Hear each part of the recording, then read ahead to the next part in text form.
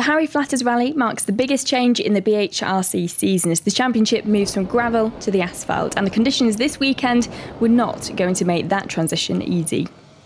The move to the asphalt will bring out a few new faces to join the championship, and it will be one of those leading the event after the morning stages. Neil Williams and Peter James opening up an 11-second advantage in the category and overall.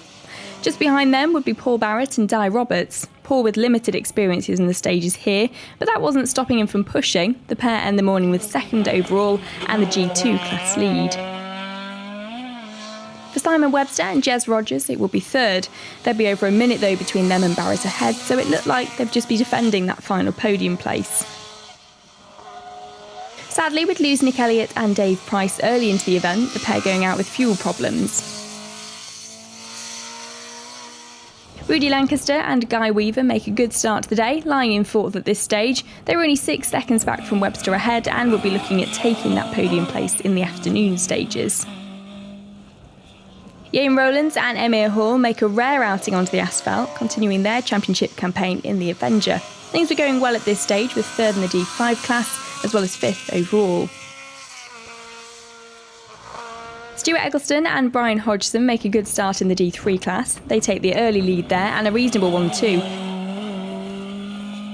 It will be the first asphalt event in some time for Steve Bennett, with Ocean Owen alongside once again this weekend.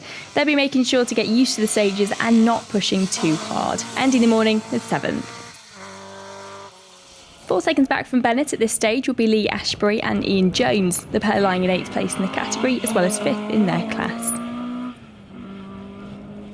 For Josh Brown and Max Freeman, it will be second in the D3 class after the morning stages, 12 seconds back from the class lead, and with plenty more stages to go, it was all to play for. And rounding out the top 10 in the category at this stage were Barry Stevenson-Wheeler and John Pickavance, 11 seconds back from Brown and lying 6th in their class. Just outside the top 10, it will be third in the D3 class for Ben Friend and Cliffy Simmons. The pair would end the morning 17 seconds back from second in the class.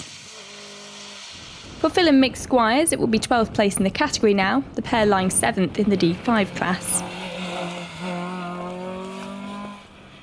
And just the one crew in the D2 class, so that place would belong to Malcolm and Ronald Mounsey, the pair ending the morning in 13th place in the category.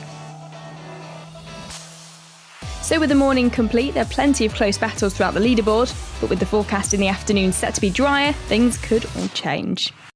On today's afternoon stages then, and there'd be no change in the results for Malcolm and Ronald Mounsey, taking the D2 class as well as 12th overall, gaining a place due to retirement up ahead. Sadly for Rudy Lancaster and Guy Weaver, the afternoon would get worse rather than better.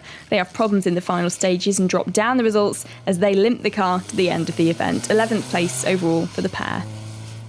So problems in the category would mean Phil and Mick Squires are able to move their way up the results too. The pair end the event rounding out the top 10 overall in the category.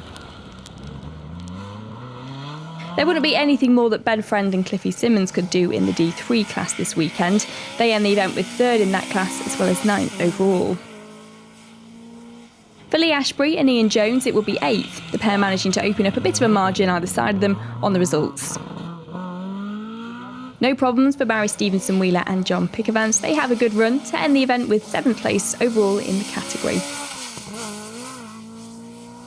Sadly, we lose Stephen Bennett and Ocean Owen. They retire with a broken half shaft in the afternoon stages of the event. There'll be no change at the top of the D3 class. Josh Brown and Max Freeman unable to catch the leaders and settle for second. The fact they finished the event though after an up and down season was enough to get them the Spirit of the Rally award. But taking that class win was Stuart Eggleston and Brian Hodgson. A good lead in that battle all day long paid off, and the pair also in the event with 5th overall in the category too. It will be a great result for Ian Rowlands and Emir Hall. They finished just outside the podium places with 4th. Considering the change of car this season and the rare outing on the asphalt, this was certainly a good end to the weekend. Onto those podium places, and it will be third for Simon Webster and Jez Rogers, a little way back off the places up ahead, but happy to end the event with that podium finish. Paul Barrett and Di Roberts strengthened the lead in the championship with a 2nd place finish here this weekend. Not quite able to take the win here this weekend, but given the different level of experience of these stages, that was understandable. And that, of course, meant it was the win for Neil Williams and Peter James. A great start for the pair as they join the championship for the asphalt rounds once again. So confirmation then of the results in the category here at the Harry Flatters Rally. That's second place, ensuring Paul Barrett keeps his lead going into the next rounds on the Isle of Man in a few weeks' time. We will of course be there to bring you all the action from that event, and in the meantime you can see more action from this and other rounds on our social media.